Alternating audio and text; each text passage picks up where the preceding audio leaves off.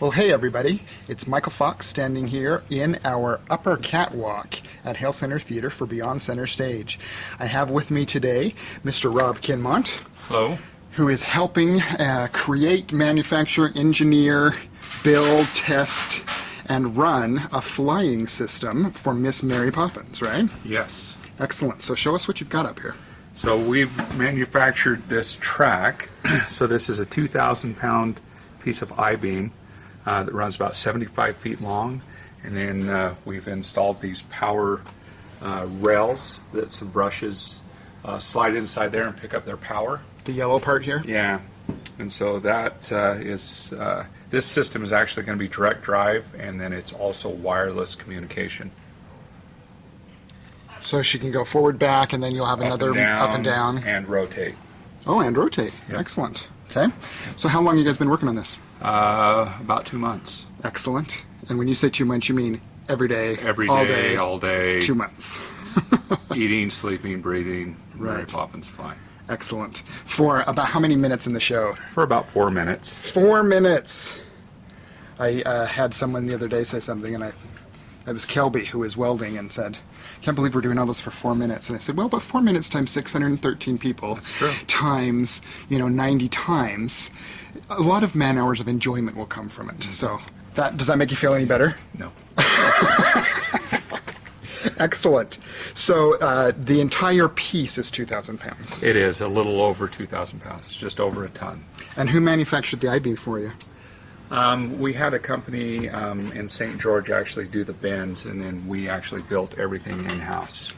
So because it goes down, let's see if we can follow the track here. And then curves. You can see it on the outside here probably. Yep. Excellent. Now, what have you built to suspend?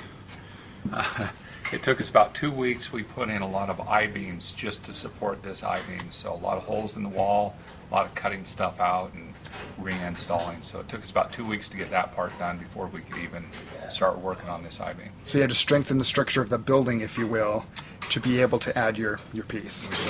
Excellent. So this is the carriage, and it's upside down. But the way this works is this is basically a huge block and tackle system. The problem is always storing enough cable in a small device. This one has a little over 30 feet of cable storage, well, times 2. So what happens is this set of pulleys right here moves back and forth, so it expands and contracts against this static block here. So this would be all the way up and hold the 60 feet of cable. Oh, so that's the up and down motion. Mm-hmm. That causes it to go up and down. Then the cables come off these pulleys here, go into here. This is a tension device that keeps tension on the cable at all times, so when you run it empty, you don't have a mess. Goes through the spreader bar. There's pulleys in there and then pulleys here, and the actor hangs below that. And then this can rotate, this whole spreader bar can rotate 360 degrees each direction. Excellent. Very cool. So I'm here now with Mr. Brian Loft, our electrician and automation specialist. And he has built this amazing box to help Mary Poppins fly. I say box, and it's not really a box, right, Brian? No, it's not. This is the main brains, the controls, make the lift, rotation, travel, and the auto compensation that we're putting in it.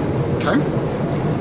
And this little box here has represented how much of your time? I've spent the last 5 weeks in here. Pretty much every day, just working right here. Yep. Okay, take us through this place. So we got our main disconnect. This is a contactor that's used for the E-stop. So if anyone hits E-stop for any reason, it cuts power to the drive. There's no way to bypass it. It shuts it right down. Okay, so that's an emergency stop he's talking about for all of the stage mechanics. Yep. And this is your drive, your VFD. So this actually tells the motor what to do. Then our navigator, which is our automation program, talks through the PLC, which is the inputs and outputs that will tell this what to do through the servers. When you're moving high loads like this, when you're stopping them, they recreate energy, and this dissipates the energy, kind of like a blow dryer. It'll take it and then just turn it into heat and get rid of it. And unfortunately, you can't just go buy one of these at Walmart. We've had to assemble the whole thing from scratch. The box is custom built to fit onto the fly itself. All this has to travel with the fly. And Oh, so this is all going to hang from the beam we just saw. it is, yep. Oh, excellent. Yep, so we buy the individual pieces, we make it fit, and then build it. So the buttons on the front are for testing purposes and all of that, but when you're actually running the show, it'll still be run from the booth. And these are manual options. What these are is at the end of every axis, no matter what it is, we have a e-stop limit, which if anything ever goes wrong, it will automatically shut it down. But we have to be able to set those. So it's what we do is we'll run it into that limit, set it, and then this will actually bypass the limit where we can run off of it. So this is not really about controlling the show. As the box goes along the I-beam, no one has to sit and ride by it. Yes. Because of your PLC, you're going to control everything from the booth. Yep.